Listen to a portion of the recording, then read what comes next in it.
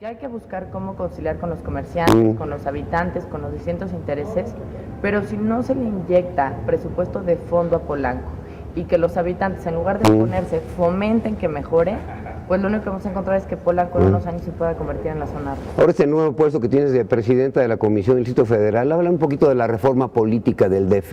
Claro, uno de los grandes temas que debemos tocar en la Cámara de Diputados es la reforma política para el Distrito Federal. ¿Esto qué quiere decir? Bueno, en el DF nos quedamos como atrasados, no tenemos municipios, no tenemos cabildos, no tenemos plenos derechos en cuanto a recibir impuestos, las delegaciones pues parecen oficialías de partes pero con muchas responsabilidades, les falta facultades, les falta presupuesto, falta que a la ciudad le lleguen más recursos. Hay muchos fondos en presupuesto federal que no le llegan al Distrito Federal por no ser considerado un estado. Marcelo Ebrard se queja de que ahora no le dan presupuesto. Antes se decía que pues, no había un diálogo fluido entre tú y Marcelo Ebrard, ahora sí lo hay, porque tiene, bueno, te estoy hablando en la política, debe haber un diálogo fluido con respeto. ¿Cuál es tu relación ahora con Marcelo Ebrard? Mira, a pesar de que le he ofrecido varias veces a través de diputados del PRD que haya un buen diálogo y un trabajo institucional, pues no vemos esa disposición en el gobierno de la ciudad. Sin embargo, mi trabajo no debe ser en función de Marcelo Ebrard, sino de la ciudad, de las causas que tiene la ciudad. ¿Qué son estas causas? Que tenga más presupuesto, que tenga más soluciones, que tenga un mejor marco legal, y por eso la reforma política del DF es tan importante, porque no solo tendría más presupuesto la ciudad, sino que además los capitalinos tendríamos mucho mejores autoridades. Pongamos un caso, el que tanto vimos de Iztapalapa.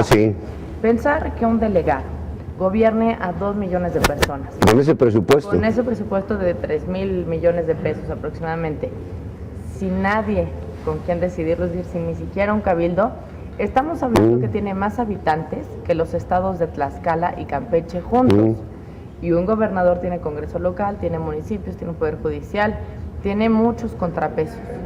En este caso estamos hablando de una sola persona que gobierna a 2 millones de personas. Entonces, por eso se vuelve importante la reforma política, porque le daría mucho mayor gobernabilidad a la ciudad y sobre todo como habitantes nos daría plenos derechos políticos. Sabemos que en este país está trabado, no hay diálogo, no hay una alianza nacional, y en el Senado o en la Cámara de Diputados siempre está trabado. Hay problemas entre los propios partidos, no sé si tanto en el PAN, pero problemas en el PRI para el 2012, que es que unos dicen que va Peña Nieto, otros dicen que quién sabe qué pase.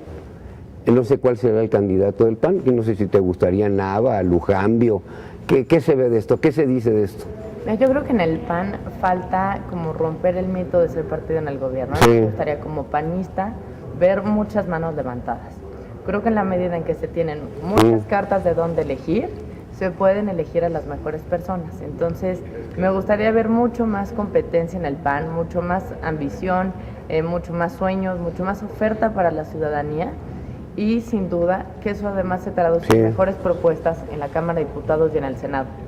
Yo no veo tanto esa parte de parálisis, por el contrario, si algo me ha sorprendido en este tiempo como diputada, es que a pesar de que sí había esa amenaza del PRI mayoriteando, ha logrado Josefina Vázquez Mota, ha logrado el PRD, han logrado hasta el Verde, Nueva Alianza, lograr consensos.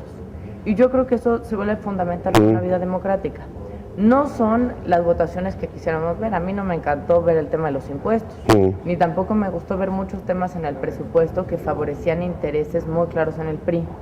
Pero en esos estires y aflojes sí se lograron consensos. Yo espero que en este tiempo que el país necesita tanto de buenos políticos, quepa la madurez, quepa la visión de largo plazo y estén por encima de los intereses partidistas. Dime, Fete, se habla, y eso es muy triste, ¿cómo se llama? Pues de lo que está pasando en este país, que estamos, tú sabes que ya Brasil, bueno, van a decir que Brasil quita 15 poderes, que Perú, Colombia, Chile tienen una mejor economía con nosotros. Entonces, desde tu perspectiva de gente joven, como panista, como política, tú ves las cosas claras. ¿Crees que vamos a salir? ¿Crees que el año que viene va a haber de veras una unión, una alianza por México, que tanto la necesita este país? Porque cada quien jala para su molino. Sí. Creo que va a haber crecimiento económico. Creo que la perspectiva para el año que entra es buena, pero no es suficiente.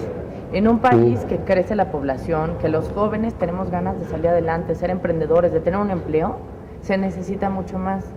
¿Qué es lo que pasa? Que vemos intereses muy enquistados en decir, no, el petróleo es nuestro, no importa si está enterrado, pero es nuestro petróleo, ¿no? tenemos que dejar los viejos tabús.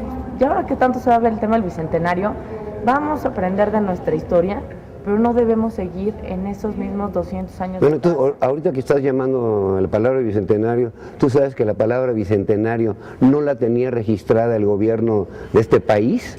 La tuvo que registrar el señor Andrés Holzer. Él tiene registrada la palabra Bicentenario para hacer vajillas, libros, etcétera, etcétera. Pero la otra pregunta que te quiero hacer, ¿por qué los diputados anuncian que quieren mejores sueldos, que ya son exagerados, que son demasiados diputados, y luego anuncian hasta sus bonos cuando hay tanta pobreza en México? Bueno, no, para este año y para el 2010 no hubo ningún incremento. Bueno, sí, pero ya que le bajen. Pero además los diputados del PAN sí nos bajamos nosotros nuestro sueldo, los demás no. Ah, fíjate. Los demás partidos ¿Y cuánto se bajaron? ¿10%? 10% y se va a destinar a una causa que acordaremos entre todos los diputados.